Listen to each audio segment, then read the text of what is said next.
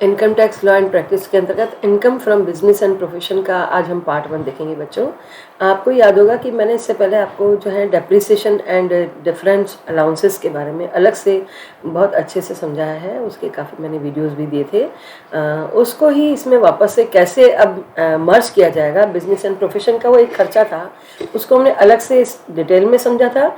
और अब business profession के हम पार्ट 1 में देख रहे हैं कि किस प्रकार से उसको मर्ज किया जाएगा, उस खर्चे को कैसे यहाँ पे अलाउड किया जाएगा, किस तरह से इसको लिया जाएगा। साथ ही बिजनेस एंड प्रोफेशन क्या होता है ये मैं आपको इस लेक्चर में समझाने जा रही हूँ।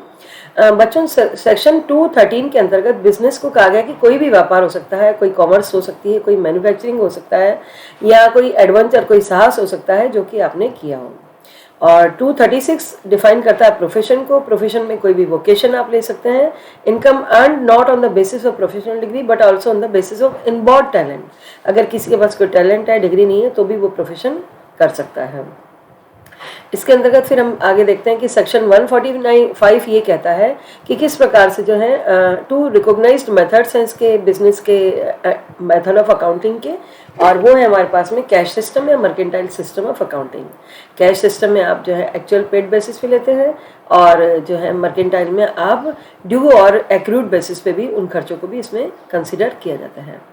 तो ये हम लेंगे इसमें आगे। चार्जेबिलिटी सेक्शन 28 के अंतर्गत जो है खर्चों को किस प्रकार से इसमें चार्ज किया जाएगा, कैसे उनको लिखा जाएगा, ये हम देख रहे हैं। Profits and gains of any business carried on the assessee at any time during the previous year. Previous year की डेफिनेशन आपको अच्छे से पता है कि हमारा प्रीवियस ईयर होता है, उसी की एक्चुअल इनकम को लिया जाता है, और हम उसका असेसमेंट उसका कैलकुलेशन हम असेसमेंट ईयर में करते हैं।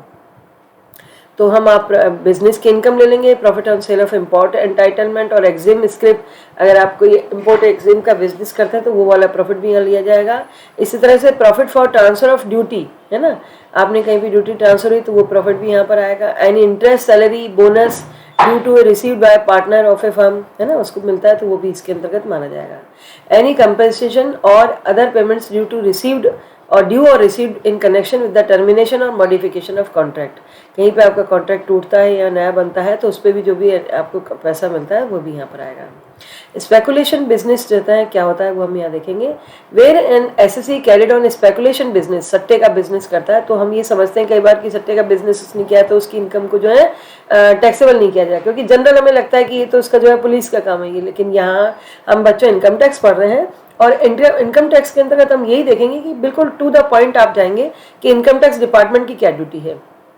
तो अगर किसी ने स्पेकुलेशन बिजनेस कर रखा है या कर रहा है तो उसकी इनकम पे ऐसा नहीं कि उसको छोड़ दिया जाएगा, उस पर टैक्स लगेगा, और वैसे ही लगेगा जैसे कि नॉर्मल किसी आदमी पर लगता है। Computation of income deduction not admissible, है ना, जो इनकम्स इसमें हम नहीं लेते हैं, which are not connected with business, business से रिलेटेड नहीं है आपकी इनकम। बहुत इंपॉर्टेंट वर्ड है बच्चों, इसको याद रखिएगा आप कि हमारे व्यवसाय से संबंधित खर्चों को ही अलाउड किया जाएगा। जब भी मैं आपको बताऊंगी आगे, दो तरह से इसमें चैप्टर चलता है ये, अलाउड एक्सपेंसेस और डिसअलाउड एक्सपेंसेस।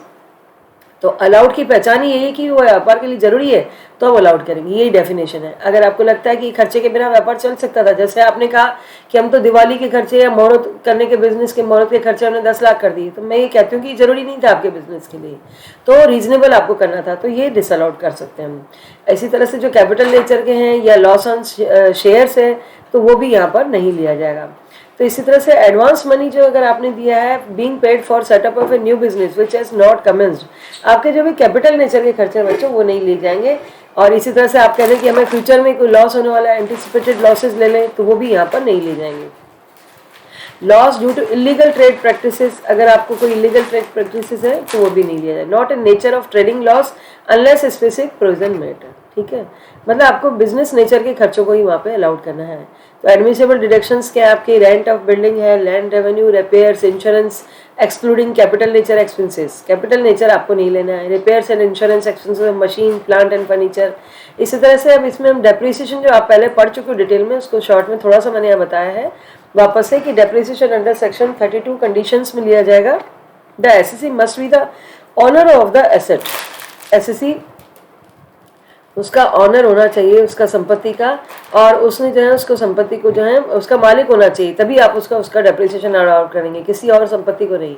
इसी तरह से प्रीवियस ईयर में बिजनेस के लिए उस संपत्ति को यूज़ किया गया हो, और वो जो है अलाउड इंटेंजिबल और टेंजिबल एसेट्स हो सकती हैं। अच्छा, ब्लॉक ऑफ एसेट्स में मैंने आपको बताया था संपत्ति को ब्लॉक बना करके, सेम संपत्तियाँ होंगी सेम रेट वाली, उनका एक ब्लॉक बना करके उस पर डेप्रिसिएशन चार्ज किया जाएगा। ब्लॉक में क्या होगा बच्चों, खरीद रहे हैं तो आप उसको जोड़ लेंगे, और अगर आप संपत्ति को बेच रहे हैं तो उस ब्लॉक में से माइनस कर देंगे। रिमेनिंग बची हुई WDV पर आप जो है डेप्रिसिएशन हर साल चार्ज करते जाएंगे। WDV आप समझते हैं बच्चों, return down value. Return down value का मतलब है कि हर साल डेप्रिसिएशन कॉस्ट माइनस डेप्रिसिएशन करने के बाद जो आता है उसको कहा जाता है रिटर्न डाउन वैल्यू।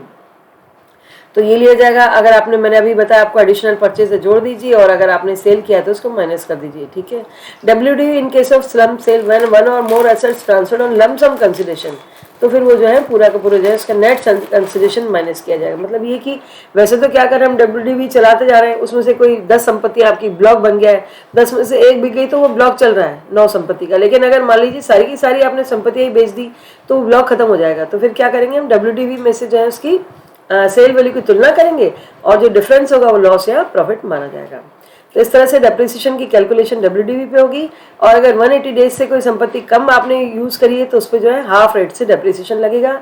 और एडिशनल डेप्रिसिएशन अगर आपको लगाना है तो वो आपकी मैन्युफैक्चरिंग और प्रोडक्शन यूनिट पे लग सकता है। एस्टेब्लिशमेंट ऑफ न्यू प्लांट और मशीनरी आफ्टर 31 मार्च 2005, अगर आपने कोई नई मशीनरी लगाई है तो उस पर एडिशनल डेप्रिसिएशन की डिमांड कर सकते हैं आप। उसकी रेट है 20% per annum. On the following assets additional depreciation not allowed which used in India earlier, है ना, पहले तो इन पे होता था लेकिन अब नहीं होगा। शिप्स पे, प्लेन्स पे, पर्सनल और ऑफिशियल एसेट्स पे, और मोटर व्हीकल और रोड ट्रांसपोर्ट व्हीकल पे। धन्यवाद।